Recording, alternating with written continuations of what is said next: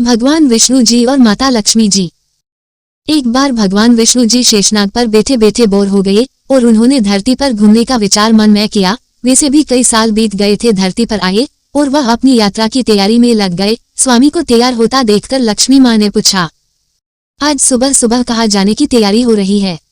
विष्णु जी ने कहा, हे लक्ष्मी, मैं धरती लोक पर घूमने जा रहा हूँ। तो कुछ सोचकर लक्ष्मी माँ ने कहा, हे देव, क्या मैं भी आपके साथ चल सकती हूँ? भगवान विष्णु ने 2 पल सोचा, फिर कहा, एक शर्त पर। तुम मेरे साथ चल सकती हो। तुम धरती पर पहुंचकर उत्तर दिशा की ओर बिल्कुल मत देखना। इसके साथ ही माता लक्ष्मी ने हाँ कह के अपनी मनवा ली।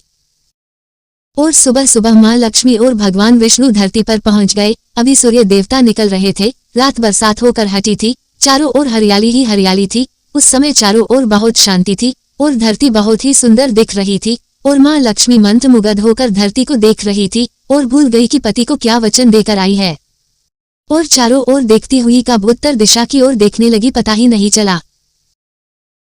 उत्तर दिशा में माँ लक्ष्मी को एक बहुत ही सुंदर बगीचा नजर आया और उस तरफ से भीनी भीनी खुशबू आ रही थी और बहुत ही सुंदर सुंदर फूल खिले थे। ये एक फूलों का खेत था और माँ लक्ष्मी बिना सोचे समझे उस खेत में गई और एक सुंदर सा फूल तोड़ लाई।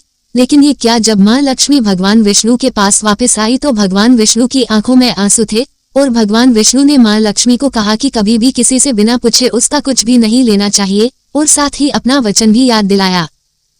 माँ लक्ष्मी को अपनी भूल का पता चला तो उन्होंने भगवान विष्णु से इस भूल की माफी मांगी। तो भगवान विष्णु ने कहा कि जो तुमने जो भूल की है उसकी सजा तो तुम्हें जरूर मिलेगी।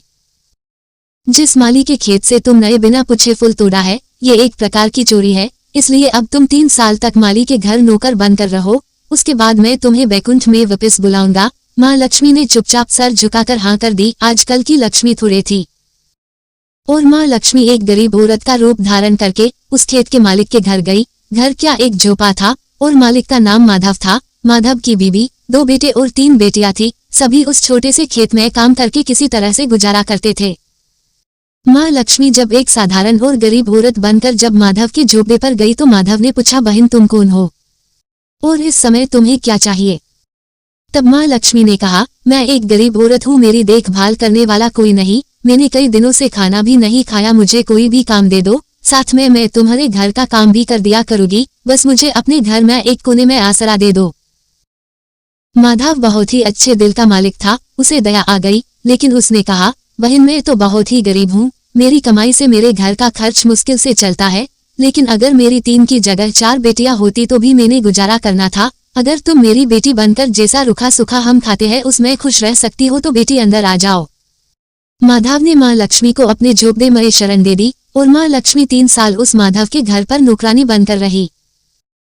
जिस दिन माँ लक्ष्मी माधव के घर आई थी उससे दूसरे दिन ही माधव को इतनी आमदनी हुई फूलों से कि शाम को एक गाय खरीद ली। फिर धीरे धीरे माधव ने काफी जमीन खरीद ली और सबने अच्छे अच्छे कपड़े भी बनवा लिए और फिर एक बड़ा पक्का घर भी बनवा लिया। बेटियों और बीबी ने गहने भी बनवा लिए और अब मकान भी बहुत बड़ा बनवा लिया था।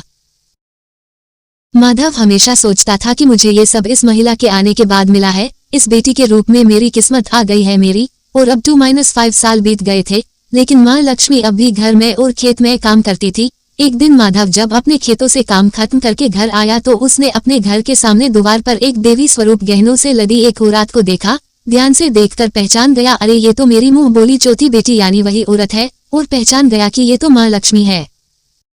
अब तक माधव का पूरा परिवार बाहर आ गया था और सब हैरान होकर माँ लक्ष्मी को देख रहे थे। माधव बोला, है माँ हमें माफ कर, हमने तेरे से अनजाने में ही घर और खेत में काम करवाया है माँ, ये कैसा अपराध हो गया है माँ, हम सबको माफ कर दे। अब माँ लक्ष्मी मुस्कुराए और बोली, है माधव तुम बहुत ही अच्छे और दयालु व्यक्ति हो। तुमने मुझे अपनी बेटी की तरह से रखा, अपने परिवार के सदस्य की तरह से। इसके बदले में तुम्हें वरदान देती हूँ कि तुम्हारे पास कभी भी खुशियों की और धन की कमी नहीं रहेगी। तुम्हें सारे सुख मिलेंगे जिसके तुम हकदार हो। और फिर माँ अपने स्वामी के द्वारा भेजे रथ में बैठकर बैकुंठ चली गई।